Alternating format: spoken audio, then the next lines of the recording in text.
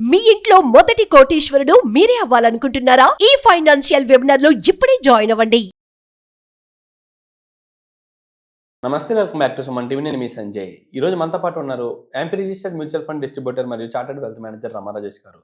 మ్యామ్తో మాట్లాడి ఒక middle class person financial planning కానీ ఇన్వెస్ట్మెంట్స్ కానీ ఎలా చేసుకోవాలో వాటి గురించి కొన్ని విషయాలు తెలుసుకుందాం. నమస్తే మ్యామ్. నమస్తే. మ్యామ్, మనం ఎప్పుడు ఇన్వెస్ట్మెంట్స్ చూసుకున్నా, ఫైనాన్షియల్ ప్లానింగ్ చూసుకున్నా, ఎక్కువ శాలరీస్ ఉన్న వాళ్ళ గురించి మాట్లాడుకున్నాం. అవును. కానీ ఇప్పుడు మన కామెంట్ సెక్షన్లో అడుగుతున్నారు ప్రతి ఒక్కరు కూడా సబ్స్క్రైబర్స్, సార్ ఎప్పుడు పెద్దవాళ్ళకి కాకుండా ఒక 50 లేదా ఒక 30K శాలరీ వచ్చేవాళ్ళు ఎక్కడ ఇన్వెస్ట్ చేసుకోవాలి, మా ఫైనాన్షియల్ ప్లానింగ్స్ ఎలా చేసుకోవాలని చెప్పేసి అని అడుగుతున్నారు. దాని గురించి మీరు ఏమైనా సజెషన్స్ ఇస్తారా? డెఫినెట్లీ. తక్కువ శాలరీ వచ్చేటప్పుడు మాత్రం దాంట్లో 2 టైప్స్ ఆఫ్ కాన్సెప్ట్స్ ఉంటాయి. అంటే కొందరికి లోన్స్ ఉంటాయి, కొందరికి లోన్స్ ఉండవు. అంటే ఇప్పుడే కెరీర్ స్టార్ట్ చేసిన వాళ్ళకి కూడా తక్కువ శాలరీతోనే స్టార్ట్ అవుతుంటాయి. కొందరు మిడిల్లో ఉంటారు, అంటే వాళ్ళ కెరీర్ మిడిల్లో ఉంటారు, వాళ్ళకు కూడా కొంచెం తక్కువ శాలరీనే ఉంటుంది. అలాంటి వాళ్ళకి కొన్నిసార్లు లోన్ ఉంటుంది. ఇప్పుడు నేను చెప్పబోయే ప్లాన్ ఎవరికంటే లోన్ ఏం లేకుండా ఒక 5,000 to 6,000 మంత్లీ దాచుకోగలుగుతున్నాము. కానీ ఎక్కడ దాచుకోవాలో, ఎలా పెట్టుకోవాలి, ఫైనాన్షియల్ ప్లానింగ్ ఎలా చేసుకోవాలో క్లారిటీ లేదు అన్న వాళ్ళకి మాత్రం నేను చెప్తున్నాను.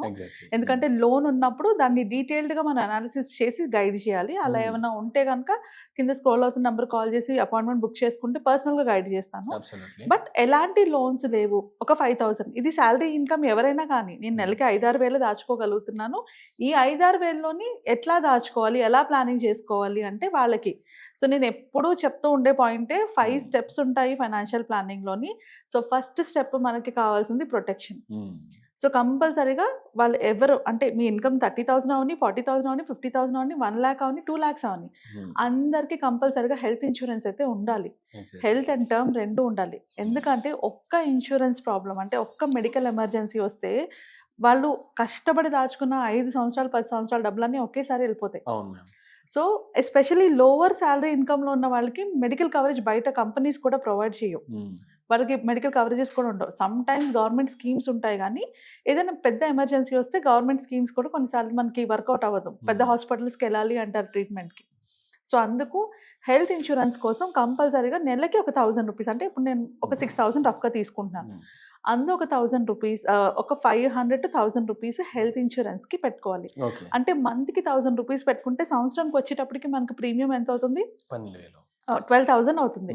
సో వాళ్ళ యొక్క ఏజ్ గ్రూప్ బట్టి, చిన్న ఏజ్ గ్రూప్ ఎలాంటి హెల్త్ ఇష్యూస్ లేనప్పుడైతే 12,000కి 5 lakhs వరకు ఈజీగా వచ్చేస్తుంది హెల్త్ ఇన్సూరెన్స్. సో 5 lakhs వరకు కవరేజ్ వాళ్ళకి వచ్చేస్తుంది కదా. నెక్స్ట్ తీసుకోవాల్సిన ఒక 500 పెట్టి టర్మ్ లైఫ్ ఇన్సూరెన్స్. సో మంత్కి 500 అంటే సంవత్సరానికి 6,000. సో సంవత్సరానికి 6,000 టర్మ్ లైఫ్ ఇన్సూరెన్స్ తీసుకునేటప్పుడు ఎక్కువ అమౌంట్కి వెళ్ళక్కర్లేదు. అంటే ఒక 50 లక్షల కోటి రూపాయలకి వెళ్ళక్కర్లేదు. ఎంత ఎఫర్ట్ చేయగలిగితే అంత చిన్న టర్మ్ అయినా తీసుకుంటే మీ తర్వాత మీ ఫ్యూచర్ అంటే మీకేమైనా అయినా మీ ఫ్యామిలీ సేఫ్గా ఉంటుంది. టర్మ్ లైఫ్ ఇన్సూరెన్స్ ఎప్పుడు మన కోసం కాదు, మన ఫ్యామిలీ కోసం.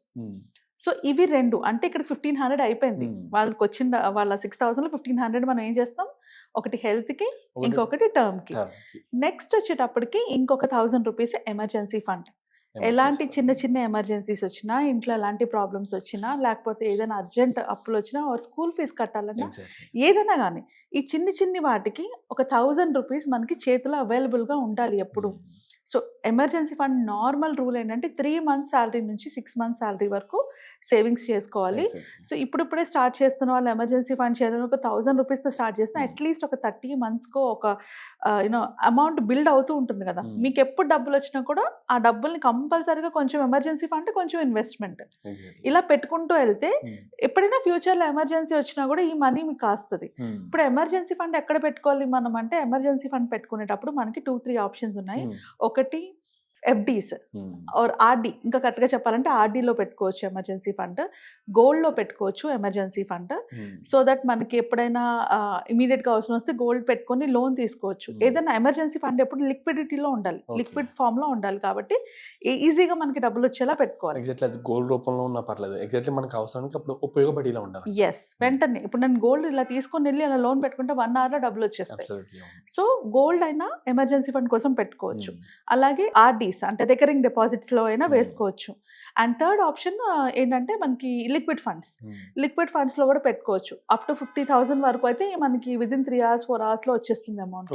అవి ఎంత ఇంట్రెస్ట్ వేస్తాయి అంటారు. ఇంచుమించుగా అంతే వస్తుంది. మనం ఇక్కడ Okay. ఎమర్జెన్సీ ఫండ్ కోసం రిటర్న్స్ చూడకూడదు. Okay. అందుకే నేను రిటర్న్స్ ఎక్కడ మాట్లాడలేదు. Hmm. ఎమర్జెన్సీ ఫండ్ ఏంటి అంటే అవసరానికి టక్కని Returns. తీసుకునేలా ఉండాలి. అదే సేవింగ్స్ అకౌంట్లో ఉంటే ఖర్చు Hmm. పెట్టేసుకుంటాం కదా. ఎగ్జాక్ట్లీ సో అందుకు. అండ్ ఇంకా ఫోర్త్ ఆప్షన్ ఏంటంటే ఫ్లెక్సీ సేవింగ్స్ అకౌంట్ అని. ఇది చాలా మందికి తెలియదు.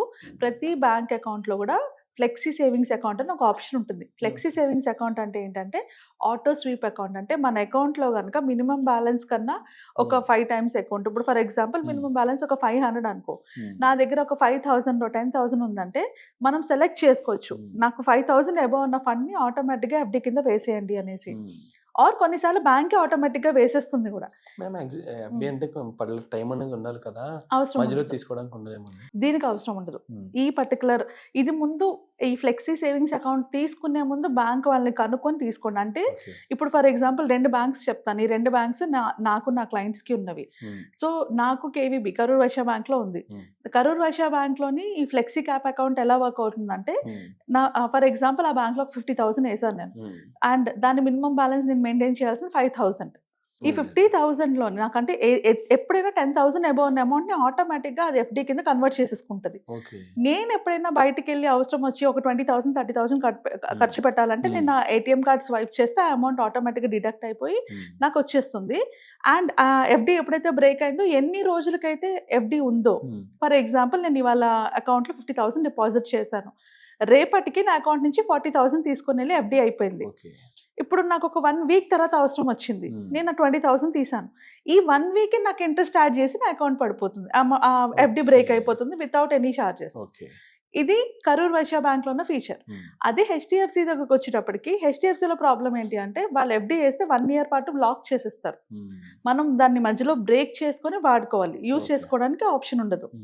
సో ముందుగానే ఏ బ్యాంక్లో అయితే ఆటో స్వీప్ అకౌంట్ తీసుకుంటున్నారో ఆర్ ఫ్లెక్సీ సేవింగ్స్ అకౌంట్ తీసుకుంటున్నారో ఇవి కనుక్కొని తీసుకుంటే మీ అమౌంట్ ఎప్పుడు ఖాళీగా ఉండదు. సో అది మీ దగ్గర ఎక్స్ట్రా ఉన్న కార్పస్ని కూడా అలా పెట్టుకున్నా కూడా ఆ 1 వీక్కి 10 డేస్కి కూడా మీకు ఎంతో కొంత రిటర్న్స్ వస్తూనే ఉంటాయి. సో రిటర్న్స్ ఎక్కువ ఉండవు, బట్ ఎంతో కొంత అయితే వస్తూ ఉంటాయి. సో ఈ ఆప్షన్స్ అన్నిట్లో మనం ఎమర్జెన్సీ ఫండ్లో పెట్టుకోవచ్చు. అండ్ ఇప్పటికి ఎంత అయింది? 1,000 రూపీస్ ఏమో హెల్త్ ఇన్సూరెన్స్, 500 ఏమో టర్మ్ లైఫ్, 1,000 రూపీస్ ఏమొచ్చి ఎమర్జెన్సీ ఫండ్. మనకి ఇంకా ఉన్నవి 2,500, అంటే హాఫ్ అయిపోయింది. హాఫ్ మనం ప్రొటెక్షన్కి ఎమర్జెన్సీ కోసం పెట్టుకున్నాం.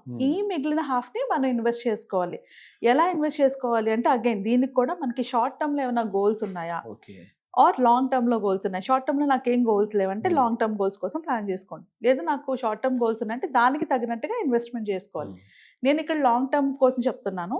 అంటే లాంగ్ టర్మ్ అంటే 5 years కన్నా ఎక్కువ ఉండాలి ఇన్వెస్ట్మెంట్.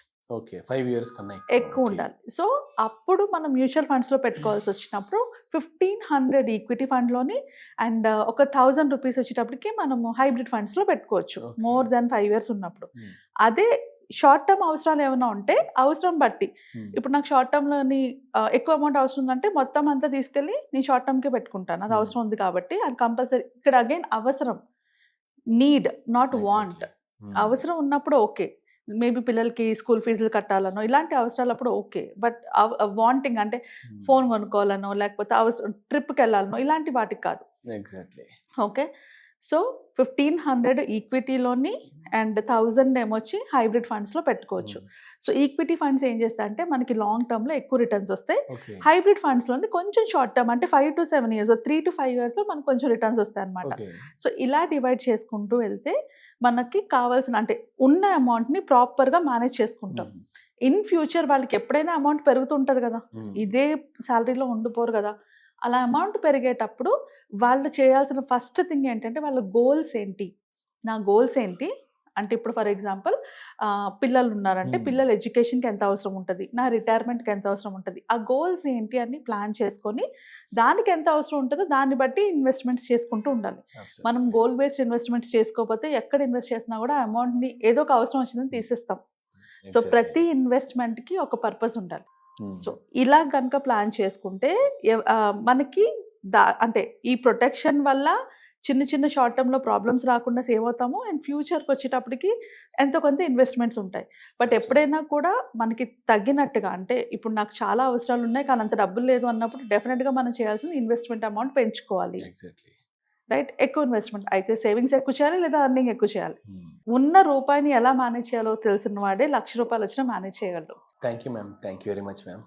Thank you. మీకు వచ్చిన శాలరీలోని ₹5,000 ఇన్వెస్ట్ చేసుకున్నా మీరు కోటీశ్వర్లు అవ్వగలరు. ₹10,000 ఇన్వెస్ట్ చేసుకున్నా మీరు కోటీశ్వర్లు అవ్వగలరు. 50,000 ఇన్వెస్ట్ చేసుకున్నా మీరు కోటీశ్వర్లు అవ్వగలరు. కానీ ఎక్కడ ఎప్పుడు ఎలా ఇన్వెస్ట్ చేస్తున్నారన్న క్లారిటీ మీకు ఉండాలి. At the same time investment risks ఏంటి, మీ రిస్క్ అపెటైట్ ఏంటి, ఎందులో ఇన్వెస్ట్ చేస్తే మీకు మనీ ఎక్కువ వస్తుంది, ETFs, gold, mutual funds, real estates, ఇన్ని ఆప్షన్స్లోని రైట్ ఆప్షన్ మీకేంటి అన్నవి తెలుసుకోవాలంటే మీ ఫైనాన్షియల్ ప్లానింగ్ మీరే చేసుకోవాలి. మీ ఫైనాన్షియల్ ప్లానింగ్ మీరు చేసుకోవాలంటే కనీసం మినిమం నాలెడ్జ్మెంట్ అంటే మనీ మేనేజ్మెంట్ కానీ, ఇన్వెస్ట్మెంట్ ప్లానింగ్ కానీ, రిటైర్మెంట్ ప్లానింగ్ కానీ, ఇన్సూరెన్స్ ప్లానింగ్ కానీ, ఈ కాన్సెప్ట్స్ అన్నీ తెలియాలి. సో ఈ కాన్సెప్ట్స్ అన్నింటినీ ఇన్ డీటెయిల్డ్గా మన వెబినార్లో మనం నేర్చుకోబోతున్నాము. సో ఆ వెబినార్ కోసం జాయిన్ అవ్వాలి అనుకుంటే కింద స్క్రాల్ అవుతున్న నెంబర్కి కాల్ చేసి రిజిస్టర్ చేసుకోండి.